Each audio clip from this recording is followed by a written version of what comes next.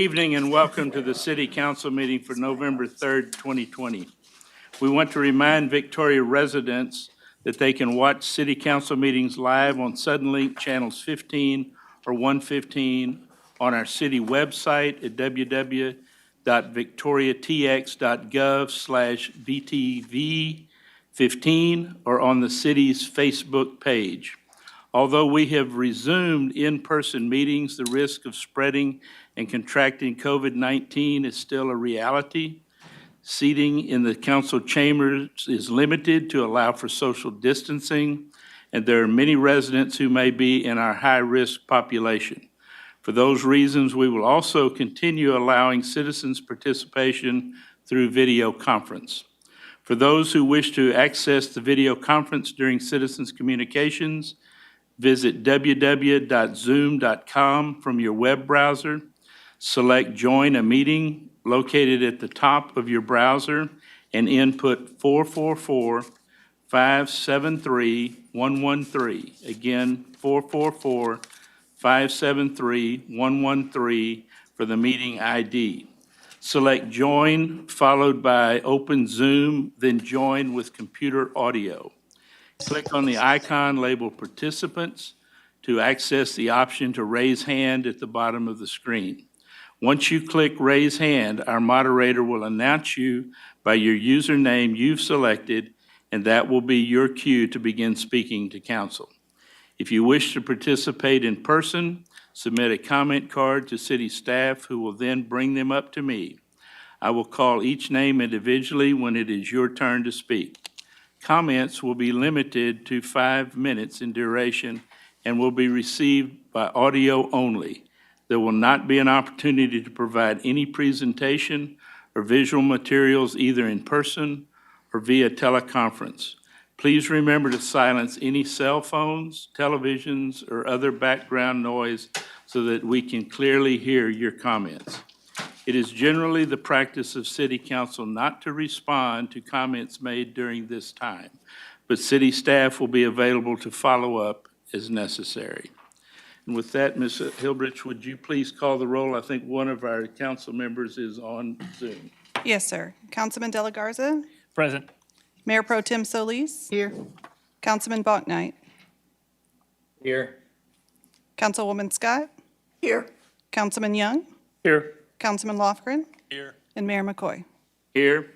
We have all members present, which establishes a full quorum, and I will now open the meeting with the Pledge of Allegiance.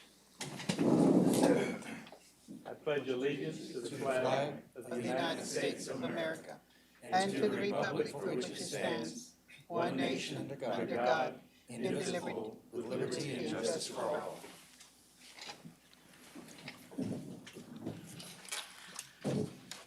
As we always do, I'd like to welcome citizens to our meeting tonight, whether here in person or at home, on Zoom, or anywhere else you may be. Welcome. Mr. Garza, I understand you have a few announcements for us tonight. Yes, sir. We have two announcements for you this evening. First of all, I want to introduce a new member of our leadership team, Todd Jarish. He's our new project manager, capital improvement manager with Public Works. He started just a couple of weeks ago, but I want to formally introduce him to you and to the public. He has over 14 years of project experience related to technical engineering and design, as well as project management and capital budget cost management experience.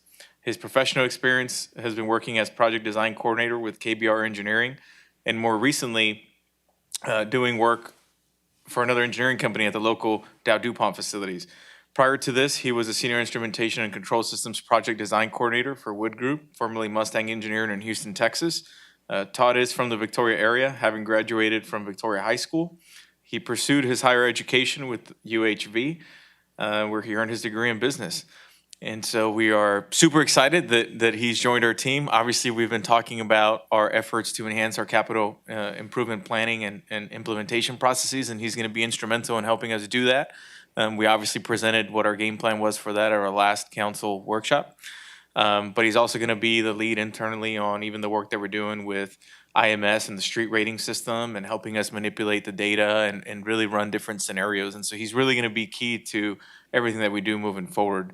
And so I want to welcome him to the team. I want to actually put him on the spot and have him come up to the podium if he doesn't mind, and give some FaceTime so everybody knows what he looks like so we won't forget him. And maybe he wants to add something to what I said. Maybe I just read somebody else's bio and I didn't even know it. No, that was me. That was me. Okay. Yeah, no, I'm just looking forward to the opportunity and collaborating on the CIP process and getting up to speed and you know, making this a better process for everyone. So, but other than that, that's all I have. So it's nice meeting everybody. And nice to see you. I think Thank we'll you. be seeing him quarterly, as I understand. At least, yeah. At a Yeah, minimum. if not more. Good deal. Welcome There's a aboard. lot of duties as assigned too that he doesn't know about yet. Oh, too. good. So, yeah. It's really getting called on. There you go. Yeah. Thank you. Yeah, Welcome aboard. Second announcement, I'm actually going to ask Mike Atian to come up and provide the second announcement, which is related to a Southside cleanup event. Thank you, Jesus. On Saturday, November 14, from 8 to 12 noon, the city will partner with the Southside Community Coalition to host the Southside Neighborhood Cleanup. Volunteers will meet at 8 a.m. in front of Mumford's Place Barbecue. The tools and safety equipment will be provided. Now, the Southside Coalition will provide volunteers and outreach, and the city will provide various services. For example, Environmental Services Department will provide bulky waste and trash pickup. The Police Department will provide and install light bulbs for exterior lighting. The Fire Department will check and install smoke detectors. The Health Department will provide animal care services, and Public Works will fill potholes and tree trimming. Over 300 flyers have been distributed to Southside residents in both English and Spanish to let them know of this cleanup effort. The coalition also walked the neighborhood to make sure that every resident know about this event and to put things out for us to pick up. So the goal of this partnership with the coalition essentially is to clean up and beautify the south side of the city, and also to begin the revitalization effort in the south side of Victoria. So if citizens would like to volunteer for that cleanup on November 14, they can call the Southside Coalition at 830-299-0184, or they can call the Environmental Services Department at 361-485-3220.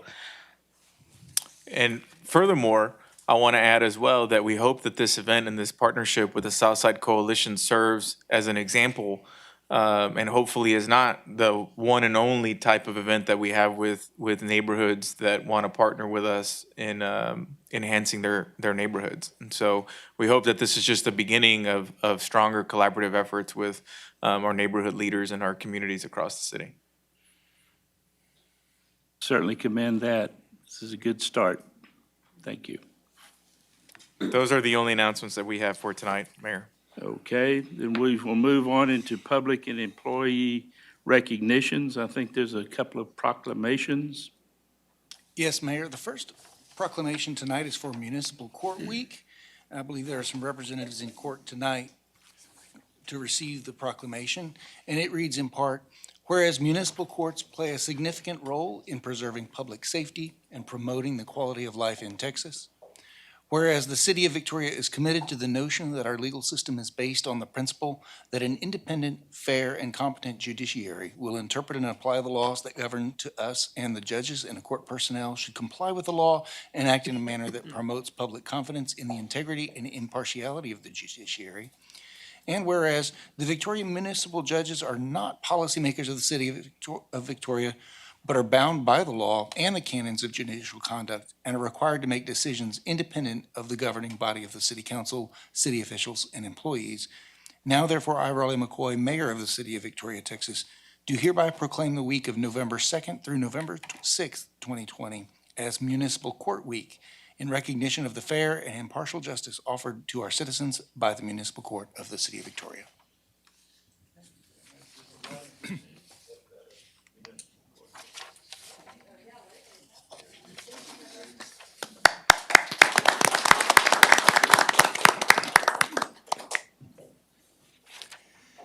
The second proclamation tonight is in honor of Extra Mile Day, and it reads in part, whereas Victoria, Texas is a community which acknowledges that a special vibrancy exists within the entire community when its individual citizens collectively go the extra mile in personal effort, volunteerism, and service. And whereas Victoria, Texas is a community which chooses to shine a light on and celebrate individuals and organizations within its community who go the extra mile in order to make a difference and lift up fellow members of their community.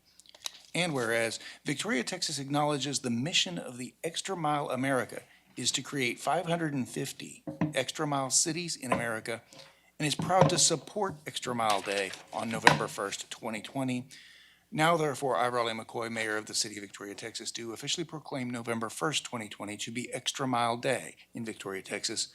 I urge each individual in the community to take the time on this day to not only go the extra mile in his or her own life, but also to acknowledge all those who are inspirational in their efforts and commitment to make the organizations, families, and community and our country and world a better place to live. And it is signed today by Mayor Raleigh McCoy. Thank you, Mr. Goosh. Silbridge, do you have? Yes, sir. I Some have two awards to plaques give out? to hand out today. So the first individual that the council and staff would like to recognize is Kim Pickens. Ms. Pickens served on the Library Advisory Board from 2012 to 2020. The city appreciates your willingness to serve your community, ma'am, and presents you with this plaque in appreciation of your time and service. Thank you very much. Thank you. Appreciate it.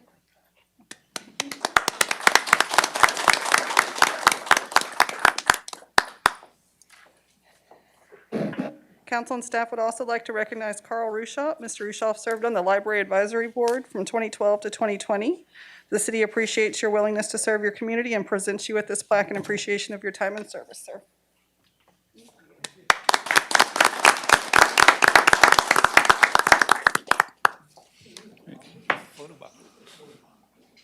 Thank you both very much. Okay, we'll move on to items from council. Are there any items from council tonight? I have one, and I've asked this of the city, but for the benefit of our citizens, I was concerned when I saw an expansion of bird dogs at Airline and Laurent. It's practically, it felt like it was out in the middle of the street. It wasn't quite, but, so I've asked the city, and if it's all right with you, I'd like Ms. Fulgram to give us a little update. There was an expansion on a Saturday. Suddenly there was tieback, and it was blocking, to me, Yes, it was ma'am. blocking my vision. So after we received the notice that they had done some construction work over the weekend, we did send our inspectors out there, and they were found to be in violation, so we red tagged the additional work. They have not completed their site plan process, and the addition was expanding into the site triangle, so it won't be able to be built exactly how they had started it. There was also some sign violations that we notified the property owner of, and I think he's actually already started working towards compliance. Thank you, and thank you very much for your quick response. Appreciate it. Thank you. Any other items from council? Seeing none, we'll move into citizens' communication. As a reminder, citizens' communication may be done either in person or through video conference. We would encourage anyone who has had any recent exposure to COVID-19 or that may be at a high-risk population to make use of the video conference option. If you wish to speak in person, turn in your comment cards to city staff if you have not already done so. Are there any comment cards? You know, Mr. Food, is there anybody online? Seeing none, we will move on into items with public hearings. Mayor, item C1 tonight is a resolution approving the Community Development Block Grant 2015 through 2019 Consolidated Plan Substantial Amendments for second round of CARES Act funding and 2019 Annual Action Plan Minor Amendment for second round of CARES Act funding. Okay, Ms. Fulgram? Good evening. I have just a short presentation for you. So as Thomas just read, we are asking council to approve a substantial amendment to allocate our second round of CARES Act funding in our 2015 to 2019 consolidated plan, and then report on a minor amendment. So the substantial amendment does allocate $476,482 into our plan, which now gives us a total of $832,139 in CARES Act, our COVID-19 funding. We will be bringing back funding recommendations and how we allocate that, the bulk of that, but what tonight we are reporting that we are going to use $3,300 of that funding to add to our fire department flu shot clinic program. We started and actually how the fire department actually held their first on-site clinic at Queen City Park, but the need was greater than what was anticipated, and so they'll have some follow-up clinics with Mid-Coast Family Services and then another public event. And so we used $3,300 for them to purchase additional flu shots. So that program is now a total of $7,850, and that, of course, prevents the impact of COVID-19 by keeping our homeless and low to moderate income individuals healthy. So the substantial plan amendment had a public comment period from October 27th to today. Today is our public hearing. This was, of course, we did follow all of our notification requirements. And then the minor annual action plan is approved as a minor amendment once we have that money allocated into our plan. And so we'll submit both of those to HUD on November 13th or before. So our next steps in allocating the rest of the funding is we did call for a public facility partner call for projects. We advertised October 14th through October 26th and held an application workshop that was mandatory on October 26th. We have received intent to request funding from several agencies, and we're working with them to make sure that their proposed programs or facilities meet all of the CDBG regulations. So we will be bringing those applications back to council December 1st for a recommendation to allocate all of the rest of that CARES Act funding. And with that, I'd be happy to answer any questions. Questions for Ms. Fulgram? Julie, if you go back to not the last, the other one before that. You said that the funding or this amendment had to be turned in November the 13th? I saw November the 13th somewhere on there. Yes, we'll be turning in to HUD on or before November 13th. Okay, but we're not going to approve it until December. So tonight, we are asking you to approve putting the entire amount into our consolidated plan. Until we actually budget that money into our plan, we can't spend any money on programs or projects. And then with that, we are spending the $3,300 on the minor amendment. And we have some other minor amendments that we are expanding programs that were already approved that we'll be reporting on December 1st. But so usually we take these major amendments plus the funding and the program recommendations at the same time. But because we needed to increase the flu shot clinic by that $3,300, we decided to step them out and do first the major amendment of just allocating the funds. They awarded it to us, but we still have to allocate it and put it into our 5-year plan. And then we can do some minor program amendments like the $3,300, which is just a reporting requirement. So is it 476,000, is it appropriated already, or are you still going to? No. Is that what we're going to do in December? Yes, so if you look on here, we received 476.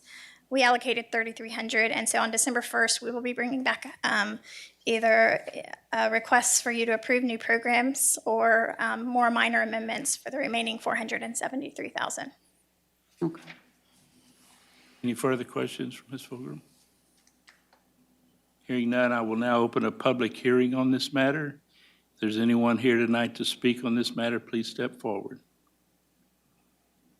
Seeing none, I will close the public hearing and I move we adopt C1. Second. Have a motion and a second to adopt C1. Any further discussion? Hearing none, I'll call for the vote. All those in favor say aye. Aye. Opposed, same sign. Aye. I think I heard Mr. Balknight.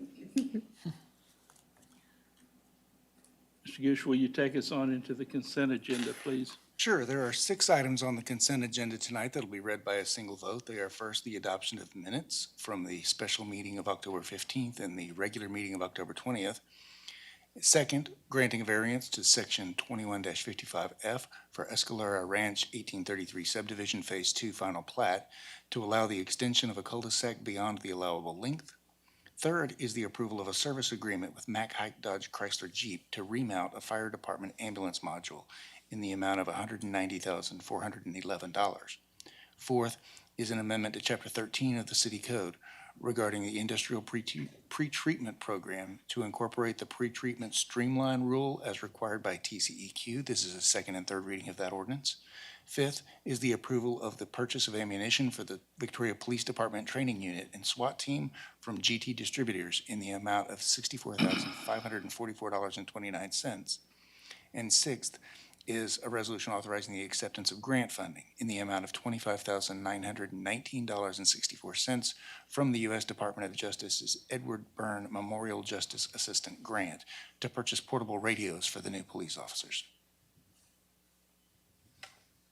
I move to adopt the consent agenda. Second. Do I hear a second? Ricky. Okay, there's been a motion and a second to adopt the consent agenda. All those in favor say aye. Aye. Opposed, same sign. Aye. Item Move into E1, action Mayor. items.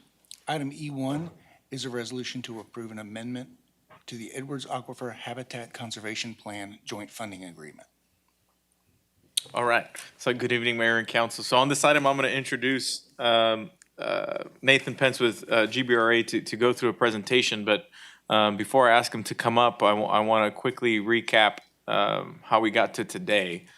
Some of you may or may not recall that in 2012, the city entered into an agreement with several other entities for a habitat conservation plan for the Edwards Aquifer. Since that time, GBRA has pursued a plan that will be more specific to our region. And so they're coming forward with this amendment that will redirect funds for a plan that's more closer to our region. And I'll let Nathan get more into the weeds of that. But I do want to do a quick shout out to former Mayor Middleton, who, as many of you know, is our representative on many of these boards related to water issues. And so, as always, he's done a great job of looping us into this and being involved with brokering this relationship and this communication with GBRA. So I want to thank him because I know he's in the back somewhere. Yeah. Thank you, sir. And so without further ado, I want to ask Nathan Pence to come up and run through the presentation. If you're not familiar with Nathan, he's the Executive Manager of Environmental Science and Community Affairs, and one day he'll have to explain the environmental science part in great detail to all of us. Mr. Mayor, council members, Mr. Garza, thank you for giving me a little time this evening. I appreciate it. The actual agenda item before you is the amendment to the Edwards Aquifer Joint Funding Agreement, as was just explained. But just a little heads up, what we're going to be talking tonight is endangered species and compliance with the Endangered Species Act, and some information that revolves around that and how the funds in this joint funding agreement could be used to help folks who use Guadalupe River water, users here in the area, to comply with the Endangered Species Act. A couple of terms, or really a couple of documents that I want to make sure everyone's familiar with as we embark on this conversation tonight. So an incidental take permit and a habitat conservation plan are those two documents that I want to make sure everyone's aware of. And there's very formal definitions there on your screen. But my layman's term explanation, if you use water from the Guadalupe River as an example, and through your lawful activities, you may cause harm to an endangered species, you typically seek from the U.S. Fish and Wildlife Service what's called an incidental take permit. That permit allows you to continue your activities and maintain compliance with the Endangered Species Act. The Habitat Conservation Plan is a plan that you draft or work on that you submit to U.S. Fish and Wildlife Service that would describe the negative impacts you might have to an endangered species, and then the positive things that you would do to make up for that, the mitigation or the minimization measures that you would do to give a net benefit to that species, even though you may cause some harm at some point during your activities. The Edwards Aquifer region, as was mentioned, about 8 years ago, went through a process to work on an HCP for the Edwards Aquifer and obtain an incidental take permit that would allow for use of water from the Edwards Aquifer while maintaining compliance with the Endangered Species Act.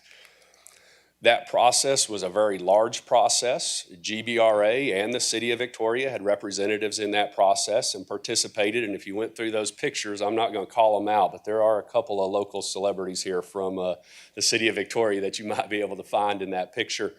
But that process was successful, and at the end of the day, U.S. Fish did issue an incidental take permit. There is an approved HCP, or Habitat Conservation Plan, on record with U.S. Fish and Wildlife Service. And without going through that plan, what it essentially did was provide sustainability and stability of the water source of the Edwards Aquifer for either municipalities or utilities, irrigators out west, to be able to use that water source and do so legally. One thing that also came out of that, it's about endangered species, right? So it's a tool. And so spring flow at Kamau and San Marcos Springs was the benefit for the endangered species that lived there. Guaranteed spring flow even during drought. And that's what will allow the species to survive. Now, for us that use the Guadalupe River as a water source, GBRA, City of Victoria, others, whether it's industry or other cities, very directly, we receive a big benefit from that spring flow, because that becomes Guadalupe River base flow during times of drought. But really all the time, but really significantly during drought. The water that comes out of the springs flows down the river, can be used by other users, whether that's for municipal utility uses or whether that's just for community activities like swimming or boating or other things that folks enjoy. So to those of us here in the room, that was a really big win, and that was really important.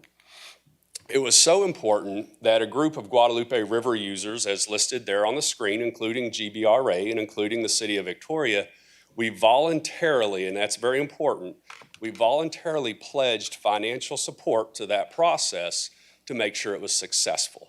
We knew it was a new program, it was in its infancy, it was going to have some challenges, as all programs do in the first couple of years, and it was really important to all of us on that screen that the program succeed, and that it make it, and that it not fall apart.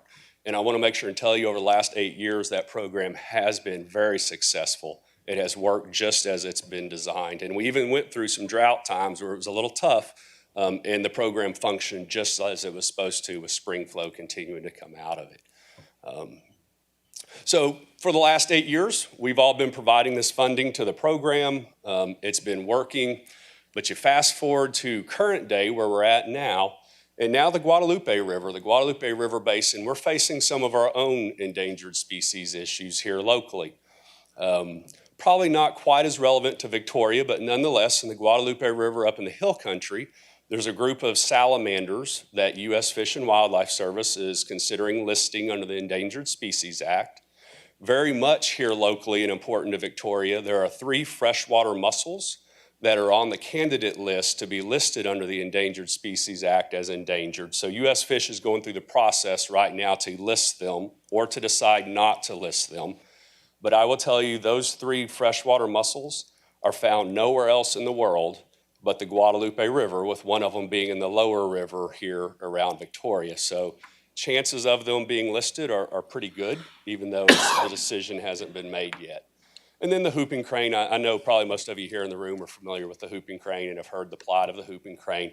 It's endangered, it's on the coast. Freshwater inflows is a big deal to the whooping crane, so the river is a piece of that equation.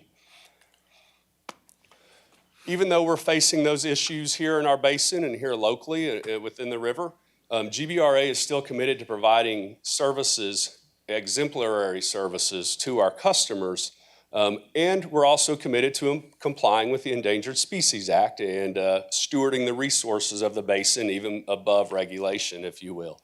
And so we quickly identified, just as the Edwards Aquifer Group did, that a habitat conservation plan could be that mechanism, could be that tool that would allow us to do that.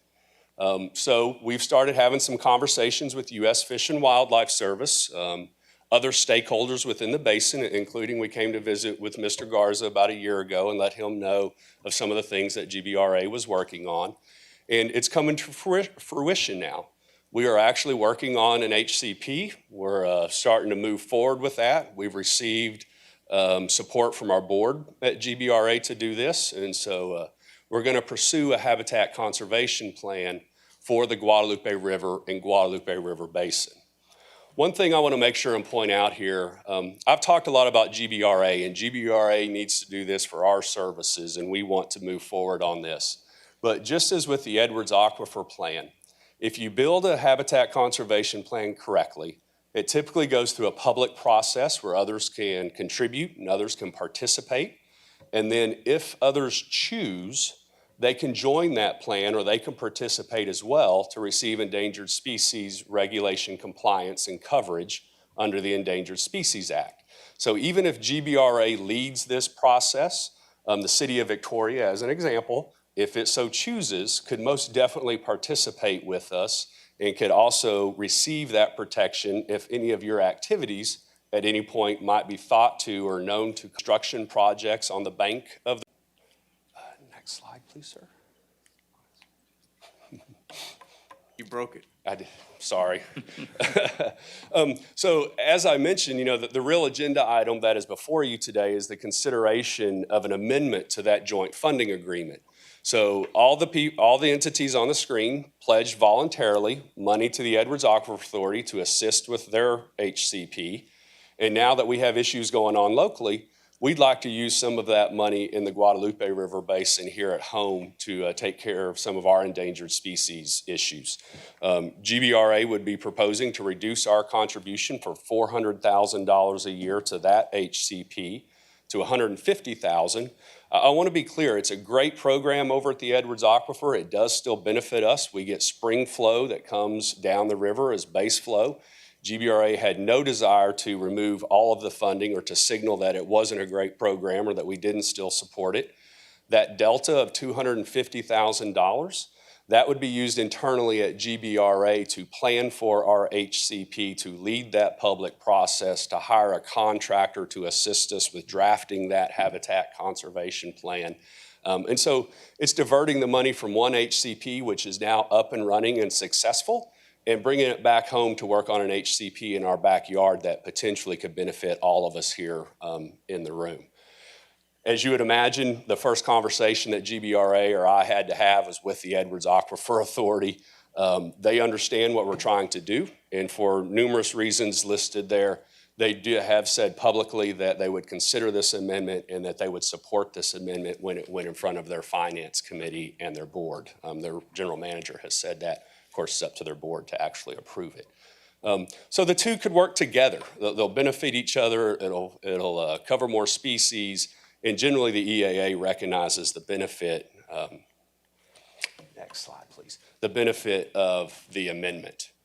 One other thing that I want to mention is all of the other entities on the screen, much as I'm coming before you tonight asking for your support for this amendment, either I've done something similar with them or have spoken with their general managers or executive directors, depending on the organization, and have at a minimum their verbal and conceptual support to the amendment.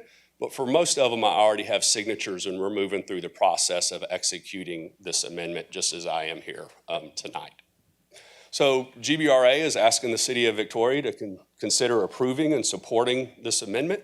Does not change Victoria's contribution or the amount of money that you guys are involved in, only what GBRA would contribute. And then we're going to use that money here at home to do something good in the Guadalupe River Basin, which hopefully at some point in the future we'll be working together on. And I'd be glad to answer any questions, sir. Thank you. Any questions?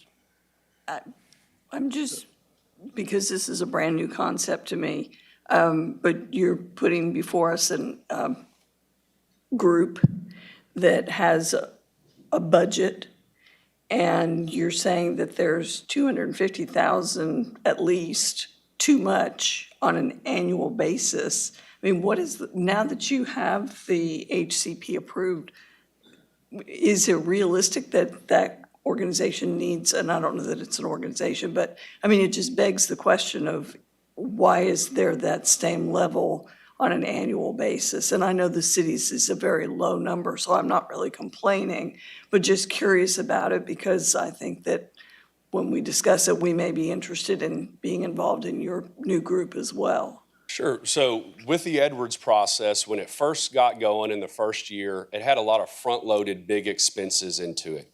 Had to build a building that's known as a refugia over at one of the U.S. Fish and Wildlife facilities. It's essentially a large aquarium where you can keep the species in an aquarium in case the springs did stop flowing. You'd have a reintroduction population to use.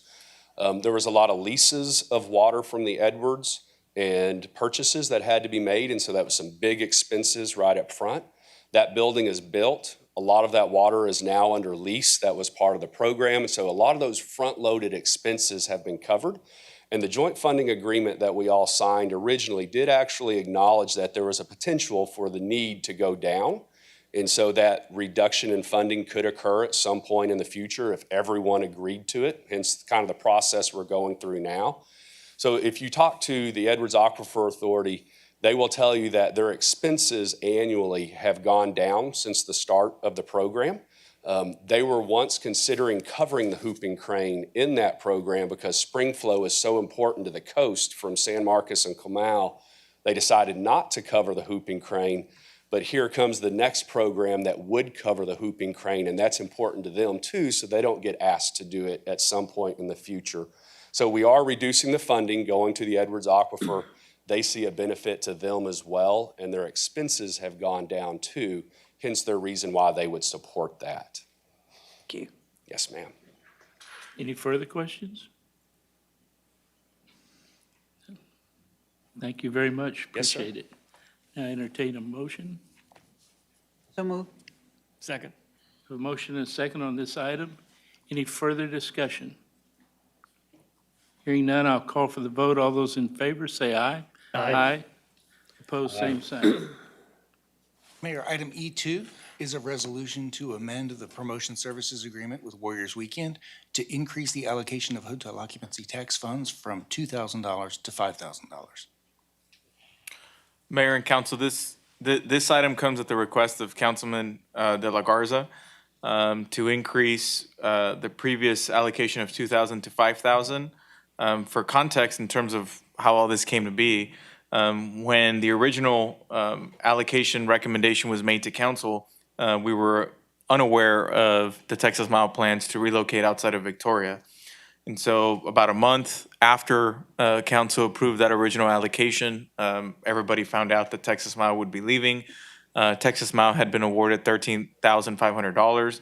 And so obviously with that event leaving Victoria, we weren't gonna support that event.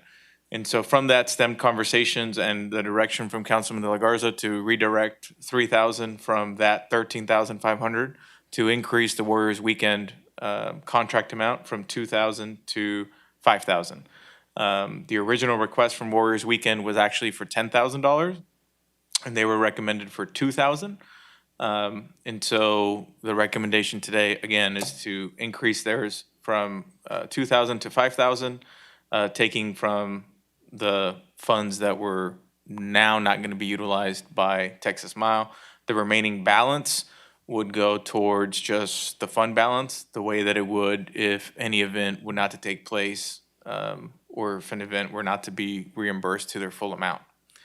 And obviously, I'll turn the floor to Councilman De La Garza now, if he'd like to add anything on his item. No, I would just appreciate y'all's support for this. As you've been reading the newspaper, they have had a weekend for the first responders. Last weekend, they recognized several of the first responders from Sheriff's Department, DPS, Fire Department, and the Police Department.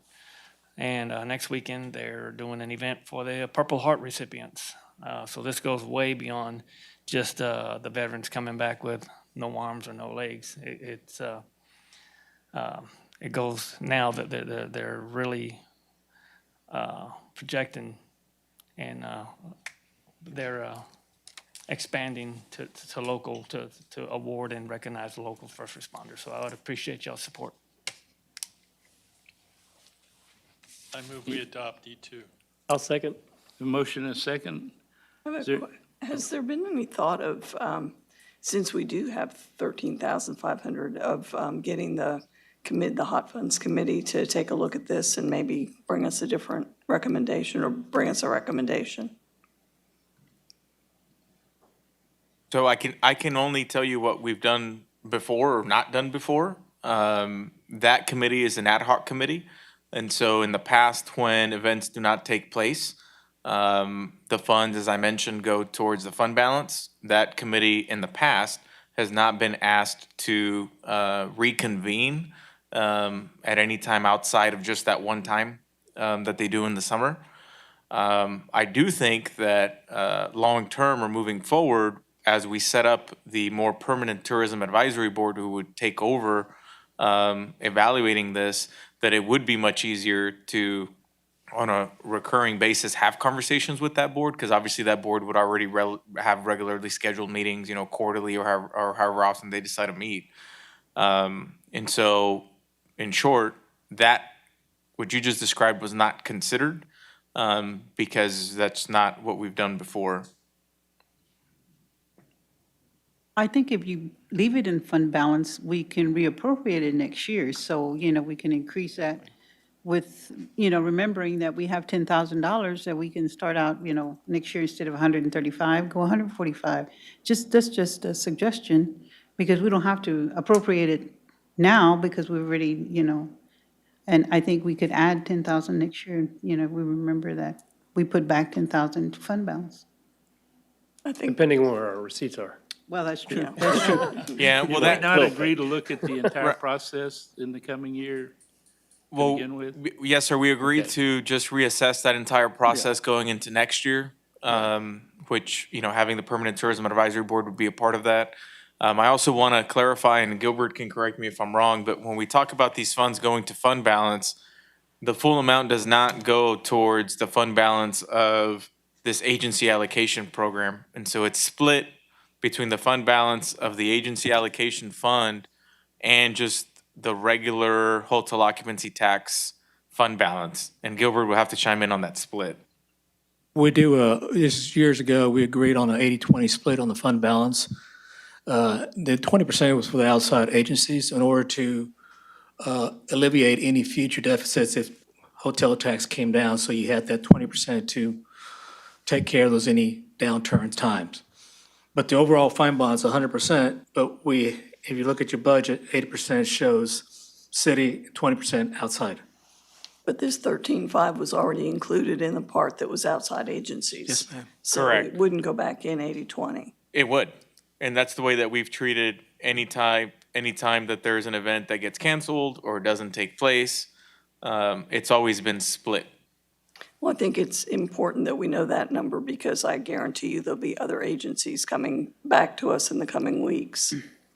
If we approve this, then anybody that was on that list is going to be back to us knowing that we've got some extra money. Well, I think this was brought up internally, though, up here. Right. Somebody here would have to make that Okay. motion. Right, or request. Thank you. I could tell you that staff is not planning on bringing forward a staff sort of holistic reallocation process. I mean, this is being considered because it was requested by Councilman De La Garza. And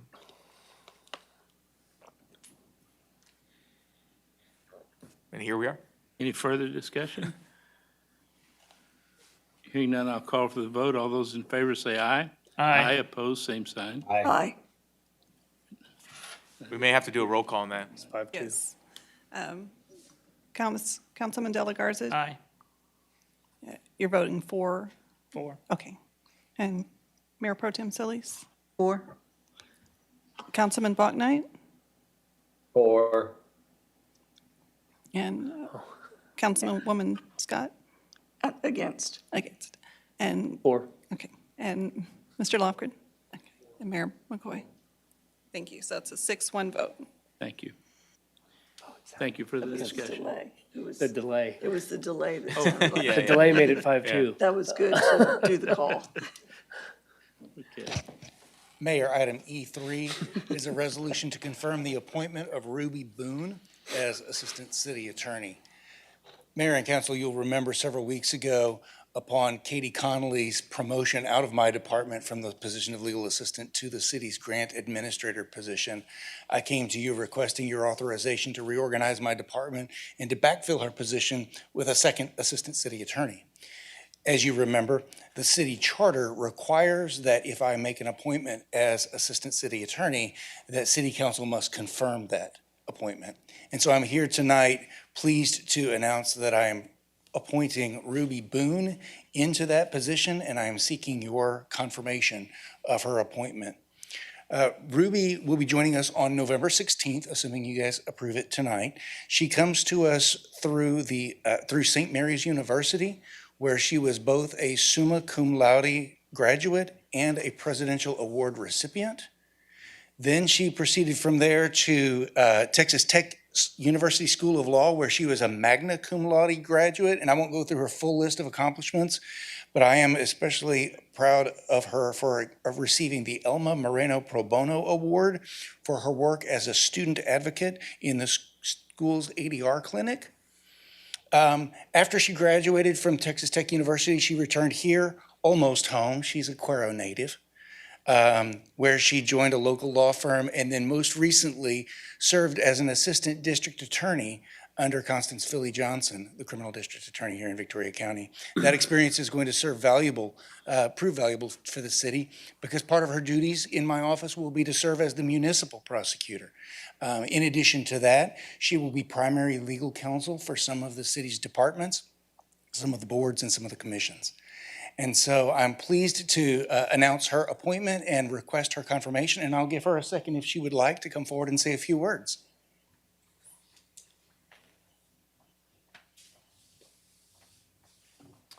Thomas forgot to mention the most important award out of all of them, which is that she was a Presidential Award recipient at St. Mary's University. And so I am now extremely proud to convey to you that you now will have 2 Presidential Award recipients from St. Mary's University working for the city of Victoria. I wonder who the other one is. Good afternoon. Thank you all for having me, and I look forward to working with all of you.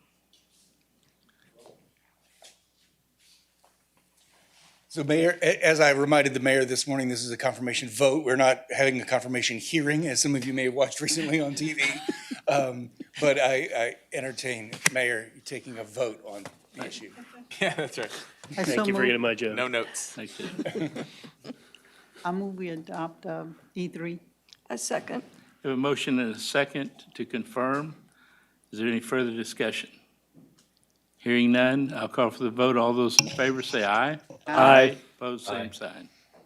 Thank you, Mayor and Council. And while I'm at the podium, Welcome. if I may take an additional moment, I'd like to also announce, as a part of this reorganization, a promotion. Allison Lacey has been an assistant city attorney in my office now for almost 5 years, a month shy of 5 years. She'll be receiving her service award here very briefly. She's done a fabulous job in my department, primarily serving as our contracts writer. She has represented every department in the city and written most of the contracts that you guys have approved. And I think she's done a great job in that. As a part of this reorganization, I'm promoting her to first assistant city attorney. That promotion, that title is common among city attorney positions and quite frankly, the criminal district attorney's office as well. And it's reflective of the fact that she is first in line to take my place if I am not present. She will serve as an assistant director in my department. She will continue to fill in for me at council meetings, as you have seen in the past, if I'm unavailable. And she will fulfill all other duties of the city attorney's office if I'm unable to do so. In addition, what you may not know is that she also came to us from from the criminal district attorney's office, where she supervised the misdemeanor division of prosecutors. And so she will supervise Ruby's role as prosecutor, and the two of them will work to greatly expand the role of prosecution in our city. I foresee them working very closely with the departments that have interaction with municipal court, and I think it's going to be very good for the city to see that process expand. Thank you. Thank you, Mr. Goosh. We move on to That's a happy man, I guarantee you that. Mayor, Item E4. council, Yep.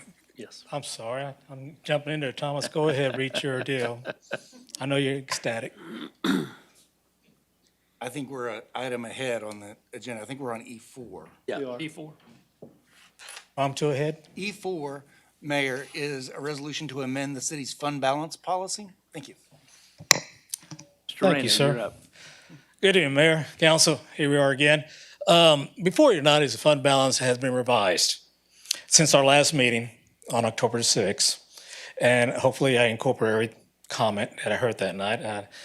Hopefully I got Ms. Scott's comments in there too. In addition, I don't know if you noticed, but it was pulled from last meeting because somehow, I'm not going to blame just me, the wrong memo was in there. That's why we've taken up the following week, which is now. So with further ado, I'm here to continue to answer questions, or I can go ahead and present that same PowerPoint I did last time on October the 6th, but it's your discretion, Council Mayor. Thank you. Right. What is the pleasure? Would you like to ask specific questions or have the whole? No, I'd like to say thank you very much. You've addressed my concerns, and it reads much more easily, or maybe I'm just more used to it now. But No, ma'am, thank it's you. probably, I like it too, I'll be honest with you. Like I said, lawyers and accountants they read the same word, but there might be different meanings. I have a question for you, Mr. Rainier. This is Jeff. I thought it was God. Okay. Far from it. The Self-Finance and Stabilization Fund on top of page 4 says that appropriations from this fund will be made at the discretion of city council and/or the city manager during the budget process and fiscal years needs arise. How can the city manager appropriate funds? Well, I think we can cross that out because it's confusing too in a way, because my thought on that was that basically during the budget process, it's going to be council decision that the city manager submitted its budget to y'all. So if it's less confusing, that can be scratched out and just say it's only city council. I'm okay with that too. Okay, I'll amend it when there's a motion. Okay. Any further discussion? Hearing none, I would entertain that motion, Mr. Bucknight. I Second, move to adopt. And then I move to amend the final line to strike and/or the city manager. I second. All right, we have an amended motion. Is it okay to move forward without doing the amendment first? And just adopt the motion as struck? Yes, sir. Okay. So I have a motion and a second on this item. Any further discussion? Hearing none, I'll call for the vote. All those in favor say aye. Aye. Opposed, same Aye. sign. Thank you. You done? Okay, Yes. you put it for the, okay. That went fast Now on me. implement. Council, thank you very much. You're welcome. Mayor, now we're at item E5, which is a resolution to approve an economic development agreement to incentivize construction of a new retail shopping center by relocating a highway off-ramp for $816,087.19. Good evening, Mayor and Council. As outlined in the 2035 Comprehensive Plan, promoting economic development and increasing the city's tax base are top priorities for the city. So this resolution that's before you today essentially does that, in that it approves a Chapter 380 agreement between the city and Property Commerce to incentivize construction of a new $31 million shopping center next to Home Depot by relocating the exit ramp. The developer is Property Commerce. Property Commerce is a very large private real estate equity firm from Houston. They have built over 200 retail shopping centers throughout the southern United States. And they also built the Home Depot store in Victoria. This is the site in yellow of the proposed shopping center. It is located between the Home Depot store in the Salem Crossing subdivision. It has a total of 38 acres. Property Commerce owns the land. In fact, they have owned the land for quite some time. However, the main challenge to developing the site has been the location of the Stockbauer Navarro exit ramp. Currently, if you drive to the exit ramp, or if you take the exit ramp, you will notice that the exit ramp bypasses the site. So currently, there is no access to the site. So that has been the main challenge to developing the site. Fortunately, TxDOT has approved moving the exit ramp back to allow access to the site. Now, this slide shows the site development plan. This site shows that the developer plans to have approximately 10 retail stores with about 150,000 square feet and 8 additional pad site along the access road. And you can see that on the slide. The developer will also have 500 plus parking spaces, and the total development cost will be about $31 million. So at full build-out, the project is projected to generate approximately $700,000 per year in local tax revenue. And that's $77,000 in property tax and $622,000 in sales tax. That's both city and VSTDC. So to incentivize this retail shopping center, the city will contribute $816,000 to relocate the exit ramp. Now, the city will enter into an advance funding agreement directly with TxDOT to relocate the ramp. In other words, the funding or the money from the city will not go to the developer.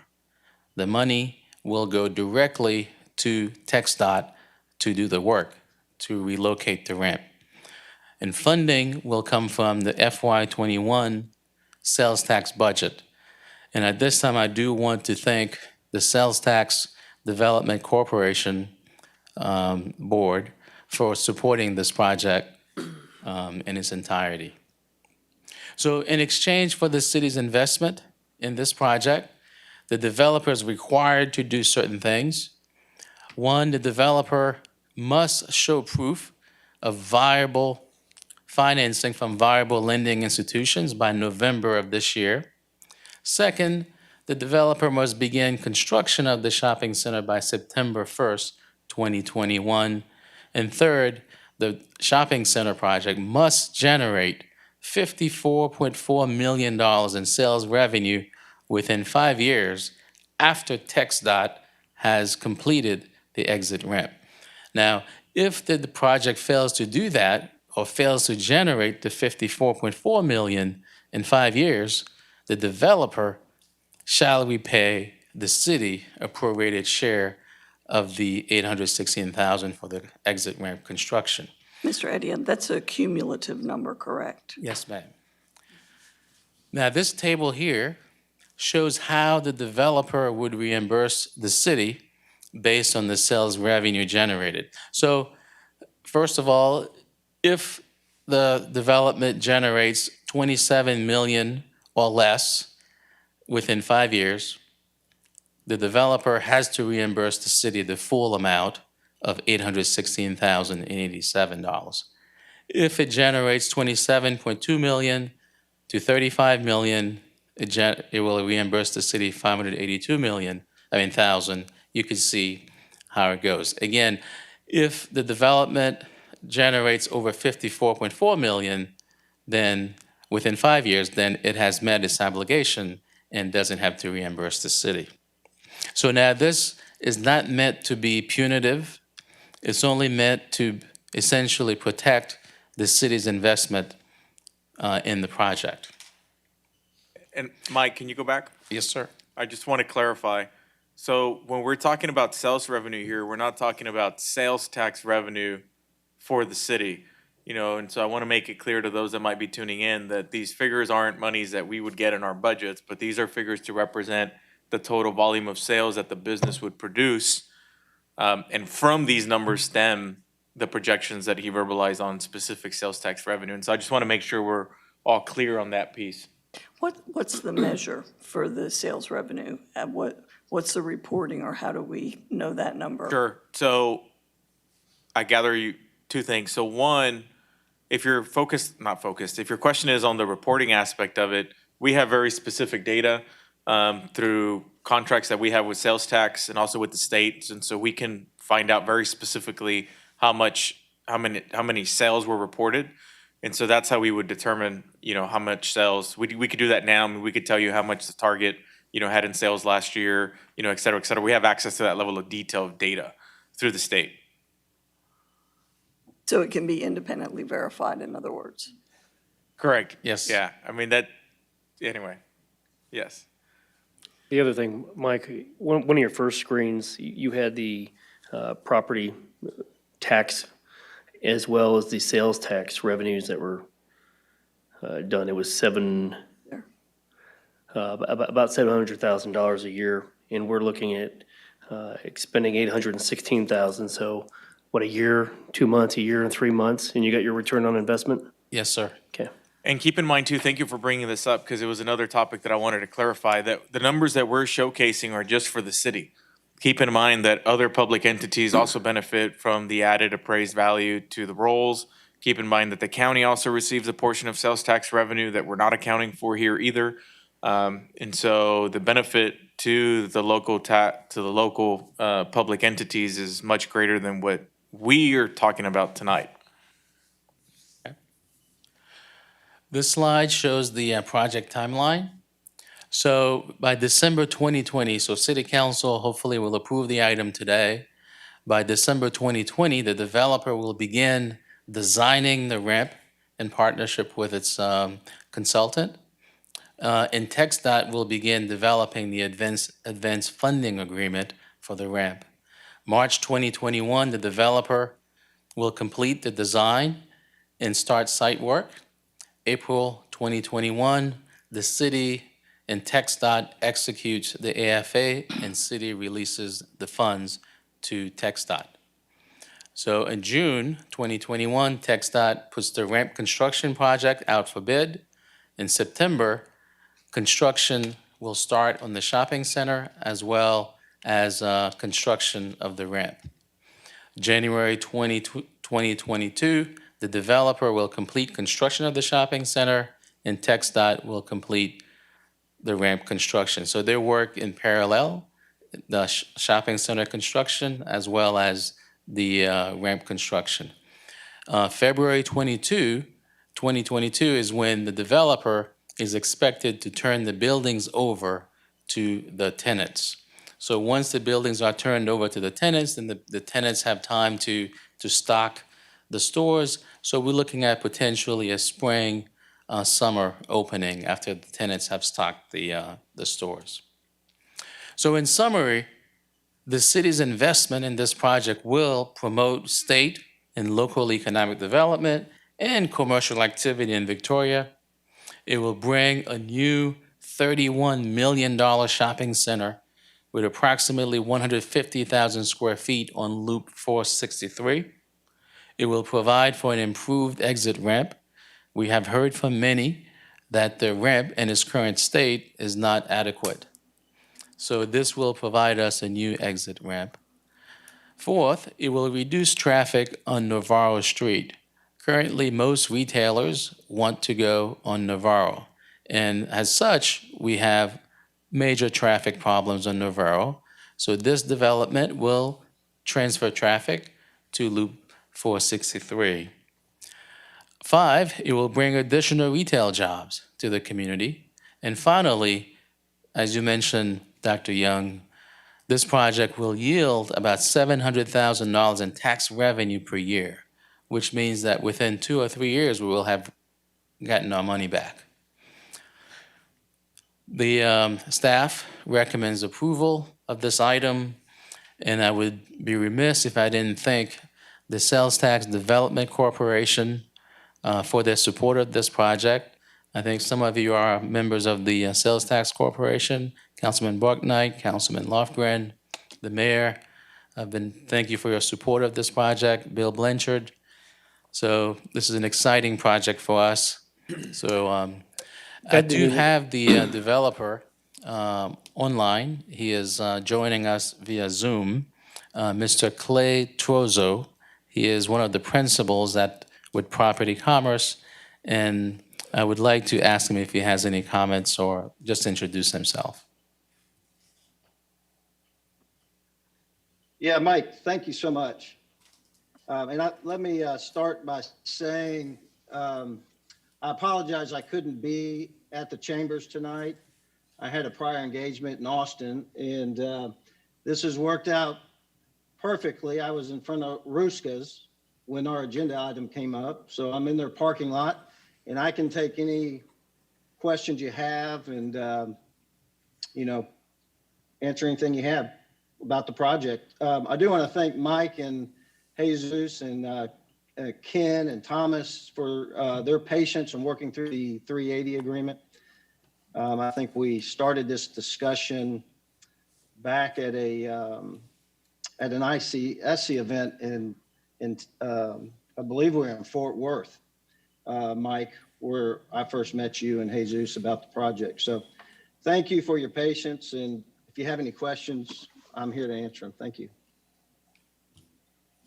And this Thank you, Clay. Thank you, Clay, and this concludes my presentation. Ms. Scott has a question. And so do you. No. I just have a comment. I have a question for Mr. Etienne, not for Mr. Trozo. Should I ask it anyway? Will you bring this slide back up with the timeline, please?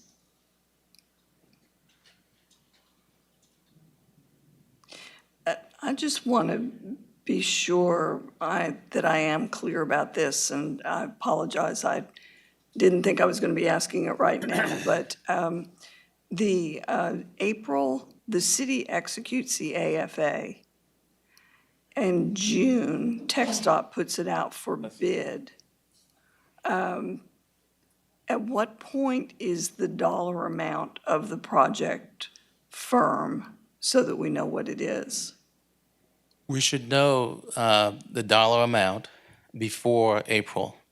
So before the item comes to City Council in April, we will have known the firm number because we are working now with TxDOT as well as with the developer and also his engineers to essentially massage and confirm the actual dollar amount.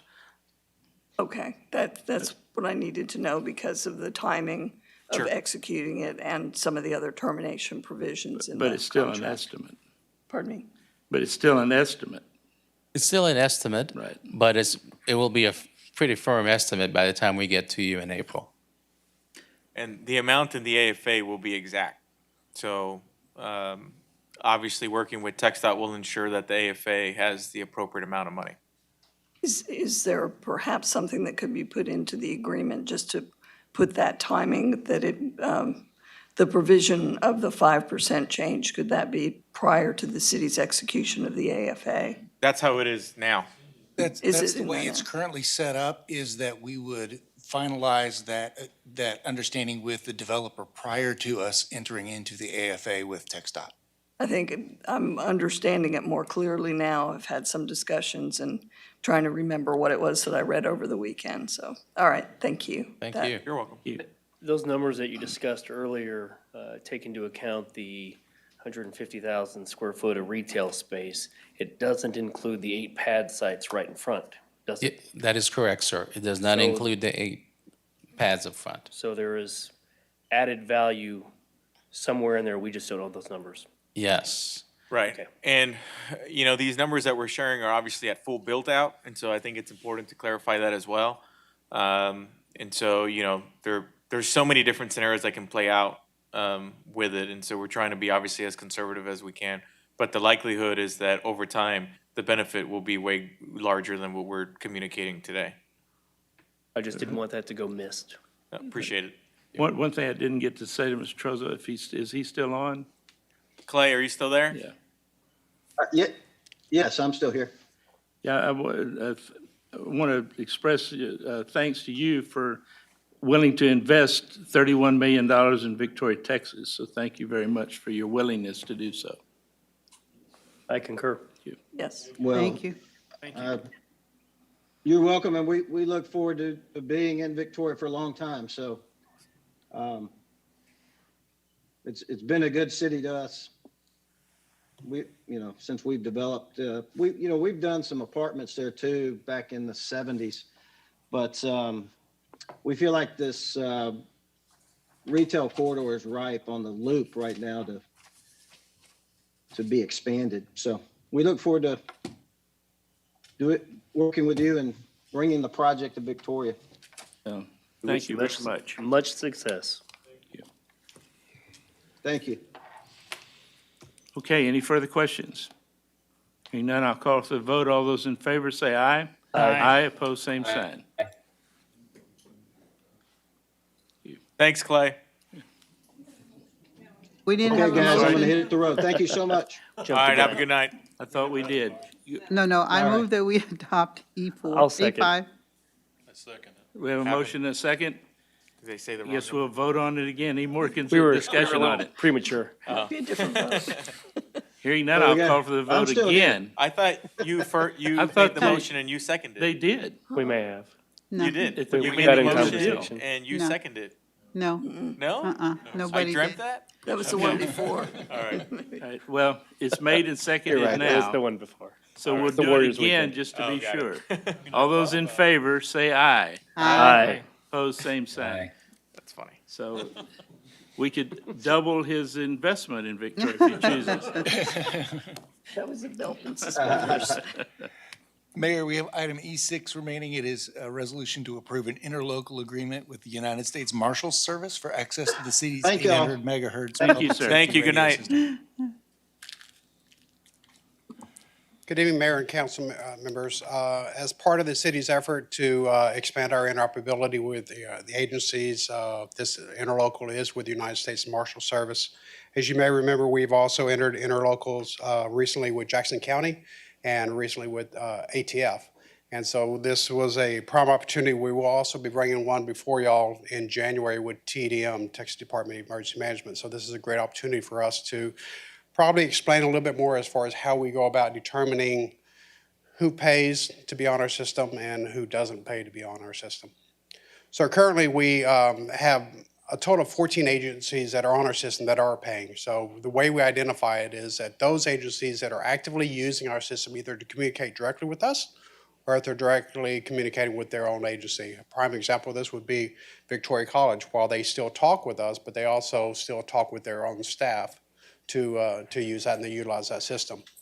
So the way that's broken down is that each entity, agency will pay the city on a quarterly basis based upon the number of radios that they have registered on our system. Currently, right now, those are 13 agencies that are on the system that are paying us a quarterly fee. If you look at the highlight that says we have an interlocal with the Sheriff's Department, and those fees have been waived till 2025. The remaining, we do pay everyone, all the 14 agencies do pay a portion of the radio system yearly maintenance fee, which we took before council a couple weeks ago for approval on that. And that's again based upon the percentage of the amount of radios that are on the system. So, and this is to show you some of the agencies that are currently utilizing our system that are paying also the maintenance and also the quarterly fee. And then we have what we consider non-paying agencies. These are the systems, agencies that we feel that they're basically just there to help us with interlocability, interoperability. They don't really use our system other than if they're just with us, if they're doing any type of a task force, mutual aid or disasters. So as a result, they do not pay maintenance fees or radio fees. Their usage is very minimum, and the participating agencies right now that do not pay is Jackson County, ATF. Currently, right now, the U.S. Marshal Services is which is before you, and then, like I said, in January, we'd like to bring forth Texas Department of Emergency Management. And that's everything I have, unless you have any questions. Okay. Any questions from Mr. Booth? I'd like to make a motion to adopt this item. Second. So with affirmation, we do have a motion and a second on this item. Any further discussion? Hearing none, I'll call for the vote. All those in favor say aye. Aye. Opposed, Aye. same sign. Thank you. Thank you. Mayor, next up, we have a couple of city managers' reports. And so first, I'm going to ask Julie to come up and present on providing an update on ICC codes. Good evening, gang. I also have Rick Madrid, as you all know, our building official and assistant director, to help me answer any technical questions y'all may have of us. But just a background that's kind of kicked off our code update. Last year, the Insurance Service Office, ISO, which I know that council is very familiar with hearing that on the fire department, from the fire department, and maybe not so much from development services, but came down and performed our building code effectiveness grading schedule review. What that review does is it establishes a rating for our commercial and our residential properties in the city of Victoria. What that review essentially is they give you a questionnaire and sit down and go through a survey, and they look at how we run our department. They look at what building codes we are on. They look at the staff that we have, the number of inspections, and the number of plans and permits that we perform each year. It looks at other ordinances related to hazards, such as our flood prevention supplement ordinance and our NFIP ordinance. And what came out of our review essentially was that we lost points this year with our personnel and the certifications of our personnel. If you'll remember, we had a longtime inspector that retired, and he was actually a licensed electrician, which gave us a lot of points in all of our past reviews. And then we also had a development engineer that was a licensed engineer on staff that also gave us a lot of points anytime you have those licensed individuals performing inspections. And so insurance ISO is actually very easy to work with in the past, and do let us come in and deliver them with a remediation plan to basically keep our rating. And so we came through at the beginning of the year, presented a training schedule to get our new inspectors and our existing inspectors more certifications to get those points back.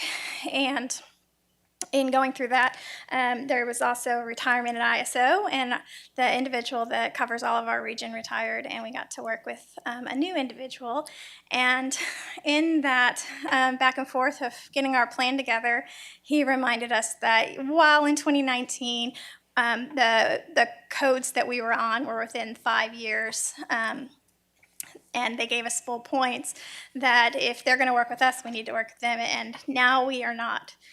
We do not have a set of codes that will stay within 5 years. And so Rick agreed that we would update our codes to the 2021 so that we don't get out of a 5-year cycle, because it's really important to ISO in addition to all the different certifications and such. So we made that promise that we would update to the 2021 codes by June, in addition to getting our inspection staff a number of different certifications by June of 2021.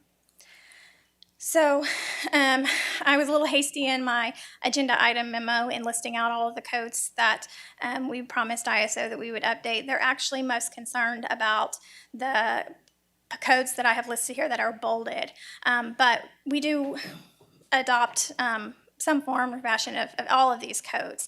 So the International Code Council publishes codes every 3 years. We're currently on the 2015s, and we are recommending that we go to the 2021s. So that includes the International Building Code, the International Residential Code, the International Energy Conservation Code, the International Mechanical Code, Plumbing Code, Fuel and Gas Code, Fire Code, Existing Building Code, Property Maintenance Code. And then in addition, the National Fire Prevention Association publishes another, the National Electric Code every 3 years. And we are currently on the 2014, and we'll be looking to adopt the 2020. So with that, we have a code update schedule where we actually begin this month, next 2 weeks in starting workshops with the Builders Association and the different trades groups on the plumbing code and the fuel and gas code. These 2021 books have not all been published yet, but will be published by the end of the year. We do have the plumbing code and the fuel and gas code in hand, and Rick has been studying them and are ready to start those workshops. And then we'll move in and in December continue workshops depending on which codes get published, either the mechanical and the energy code or the building code, existing building code and fire code. And then in January, we will move on to the other codes that weren't shipped first. February, move on to the residential code. March, the National Electric Code. April, take time for just working with our legal department, making sure we're all good and on our local amendments, and then looking at other Chapter 5 articles, and then bring back an entire adoption of the 2021 ICC codes for the majority in May. And once we get those adopted, then we'll move on to our property maintenance code, which is more of a code enforcement and building standards, uses that code a lot.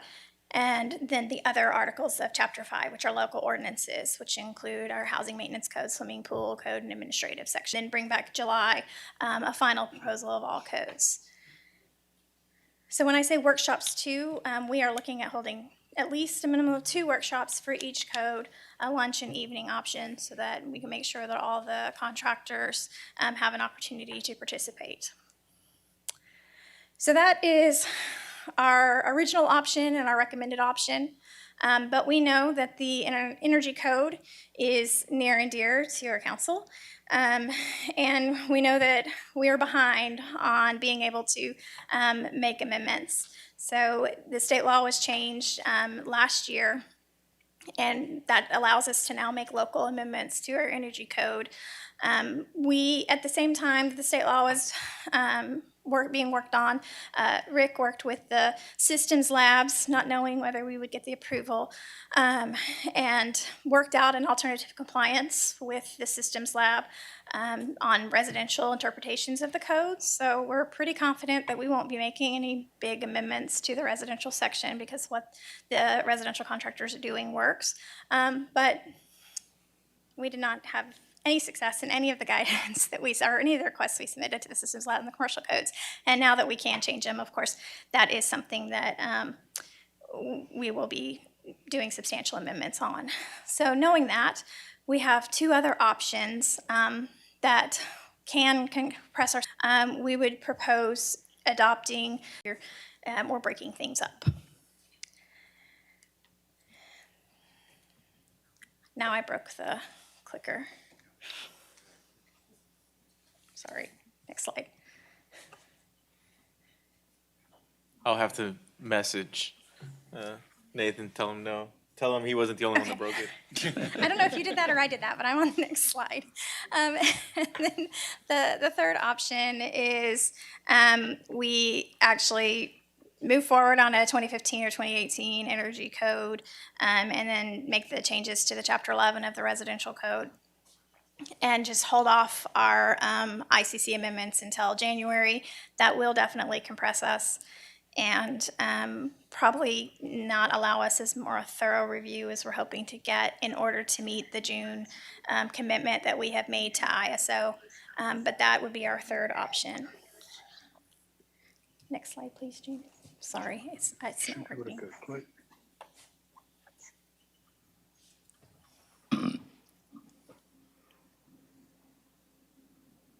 So again, we recommend option 1, and as we go through this, we are also going to be taking the opportunity to review Chapter 5 and all the articles, and try and clean up as much sections as we can in preparation of our UDO, which we do have planned to have the RFQ for that undertaking out in January as well.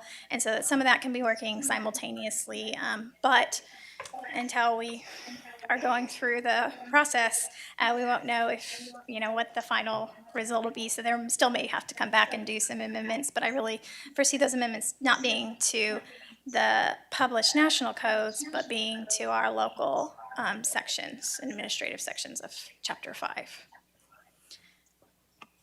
Going back to the energy code, are we sticking, if we go, the state's minimum is 2015 now, correct? Yes, And that will not change until the state changes it to a later one. But we can adopt the later one if we so choose yes, sir. and still be in compliance with the state. So if we look to 2021, I haven't seen it to see if it hopefully will fix some of the flaws in the 2015 code for our climate region. So, That's our hope as well. That's what we're hoping. which are primarily economizers, don't work in our area, and there's a big issue with roofing, the roofing part of it that compels anybody that replaces a roof to bring their roof insulation up to R25 minimum on commercial and R30. What happens to us, if we force people to do that, and you have existing air conditioning systems on your roof, you have effectively oversized those units because you've reduced the load on them, and they're not going to operate long enough to remove the humidity inside your building. So what happens to you, we are going to create a problem for people in Victoria and render their air conditioning systems ineffective, an effect it would have on a school district that perhaps just did a whole air conditioning replacement, say 5 or 6 years ago. You're going to render that entire deal as ineffective.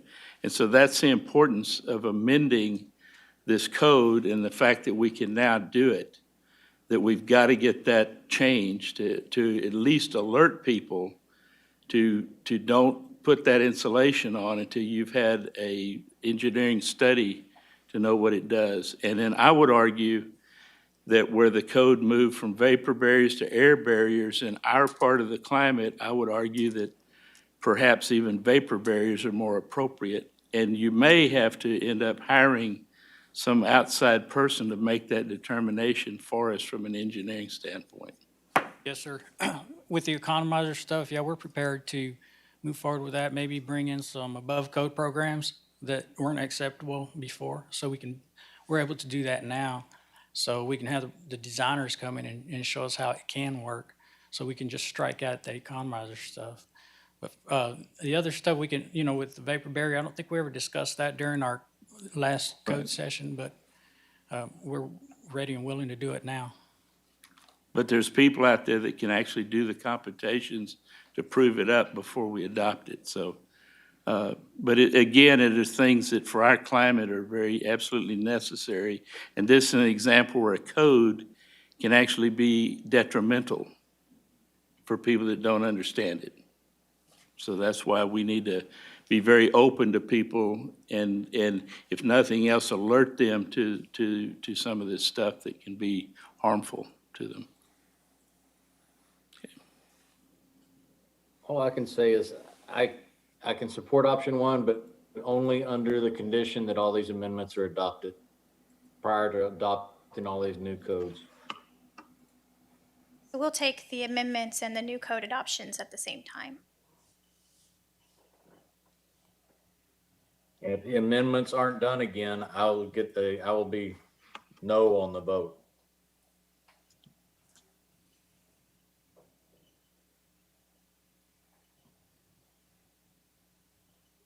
Noted. I can And promise we these won't are be very bringing them important forward amendments without- because they're there to, there are serious flaws in the code the way it's written.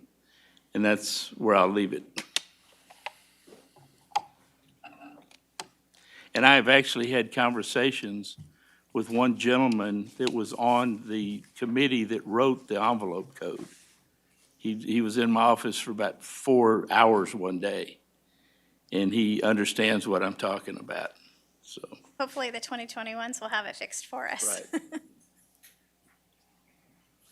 Any other comments or questions from council? Okay, seems like we'll proceed with the recommended option one then, and inclusion of amendments. So, thank you. One last city manager's report for tonight. This will be the last item for this evening. We will not have a need to convene an executive session once we finish city manager's reports. And this report will be done by our city secretary. April? Thank you. Good evening, Mayor and Council. I just have a brief update on some upcoming appointments to boards and commissions. So we'll talk about the Sales Tax Development Corporation as well as the new Tourism Advisory Board. So the terms of the Sales Tax Development Corporation are for 4 members to begin on January 1st of even number years and expire on December 31st of odd number years, and the other 3 members are the opposite of being on odd and then ending in even years. The terms state that the mayor shall serve for the duration of his term as mayor, and the directors may not serve more than 3 consecutive 2-year terms. Former directors are not eligible to serve again until after they've abstaining a minimum of 1 year from the date of their term expiration, and a director originally appointed to fill a vacancy for a partial term may serve 3 full additional terms if the vacant position had less than 12 months remaining at the time of the former director's resignation. So our current board members are William Blanchard, who serves as our president, Lee Keeling, who serves as the vice president, Decatur Joseph, Russell Dempsey, Councilman Bachnight, Councilman Lofgren, and Mayor McCoy. So Mr. Keeling, Mr. Joseph, and Councilman Bachknight's positions will all expire at the end of December, and Mr. Joseph and Mr. Keeling are not eligible for reappointment due to term limits. So we'll need to appoint 3 directors because of their terms expiring in December. So 1 city council member must be appointed, and I believe Mr. Bachknight is interested in being reappointed to that position, and the other 2 positions must not be an employee, officer, or council member of the city of Victoria. So we're currently accepting applications, and the timeline is that a press release went out today to solicit applications. So we had a press release, and they'll hit it on social media as well to try to drum up some interest in serving on this board. The applications will be accepted until November 30th. That gives us enough time to prepare the council item for you to come on the December 15th council meeting. And new members will be sworn in at the January 2021 meeting of the Victoria Sales Tax Development Corporation. Does anyone have any questions on that particular board?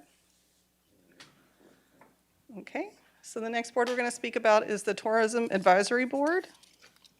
This is a brand new board that we just adopted. So the function of the board is to create, it was created to advise the Convention and Visitors Bureau on such matters as may be referred to it, including the administration of grant programs, advertising, and other activities for the promotion of tourism, and shall operate under the bylaws approved by the council.